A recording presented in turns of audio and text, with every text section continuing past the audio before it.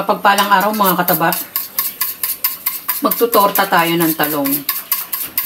Pero lalagyan natin ng giniling. Ito yung ating mga ingredients. Hindi masyadong marami ito dahil ilang piraso lang ang talong. Uunahin ko yung giniling.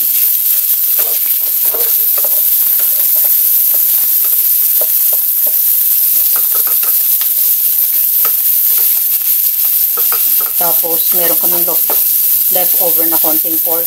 Isama ko rin to. Hiniwa ko ng maliliit. Diba? Walang sayang.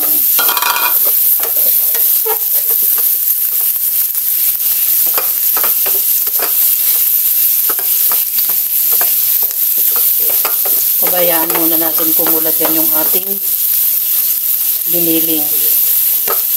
Kaya ginaganon ko. Tapos, ito yung iba nating ingredients. Bawang, sibuyas, patatas, bell pepper. Inihaw ko yung talong. Ito namang itlog natin, 3 malaki tong itlog. Season ko to ng salt and pepper. At konting pampalasa na rin na Ajinomoto. Kasi mamaya hindi naman ako masyado maglalagay ng paminta dito sa ating ginigisa. Maglalagay na ako ng konting salt doon. Ayan. Tapos, ito ang pamaris natin, no? Ang ating daing. Bigay naman yung daing natin. Bigay ng auntie namin ulit. O, nung isang araw naman, may dala yun na sitaw na malalaki.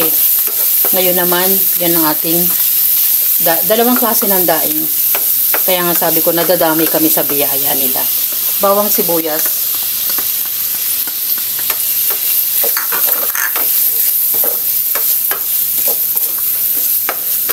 Isasama ko na rin to. Patatas. Binabad ko kasi sa tubig. Kasi madaling umitim. Ayan, pabayaan muna natin maluto ng konti yung ating mga ginigisa.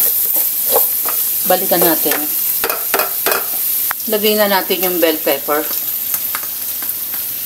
Kasi halos lumalambot na yung patatas.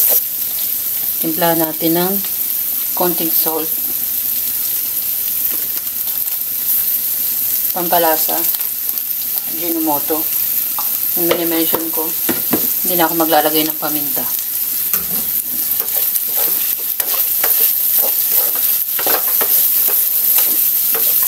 Bayaan pa natin mag-isa, maluto.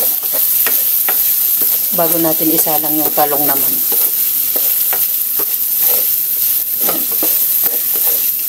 Balikan natin. Naluto ko na yung ating giniling. Yan. Tapos, pwede na tayong maglagay ng ating talong.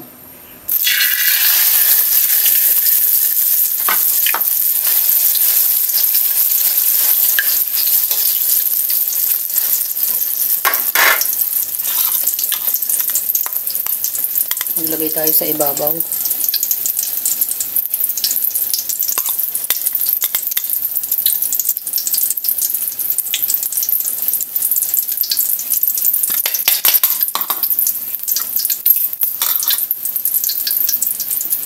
Dagdagan natin ng itlog.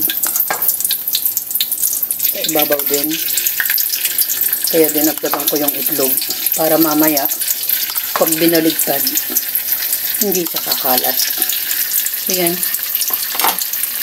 Yan. 1 click lang, di ba? Luto na yung ating torta na may giniling. At ito naman yung ating daing. Napakabango naman. Ito yung isa pa. Hindi na ako masyado naglalagay ng ating mantika dahil parang tinutoast ko lang yung ating daing. Mga kataba, ganun lang. Kasi itatapon ko na rin naman tong mantika. Masasayang lang kung dadamihan ko pa. Hanggang sa maluto lang yung ating daing. Yan, ready for plating na yan. Kihiwa lang tayo ng konting kamatis.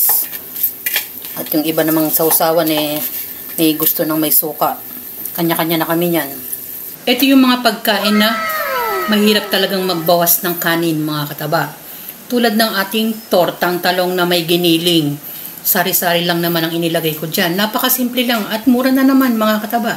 Lagi kong binabanggit yung salitang tipid tips pero masarap yung ating kinakain. Meron din tayong daing.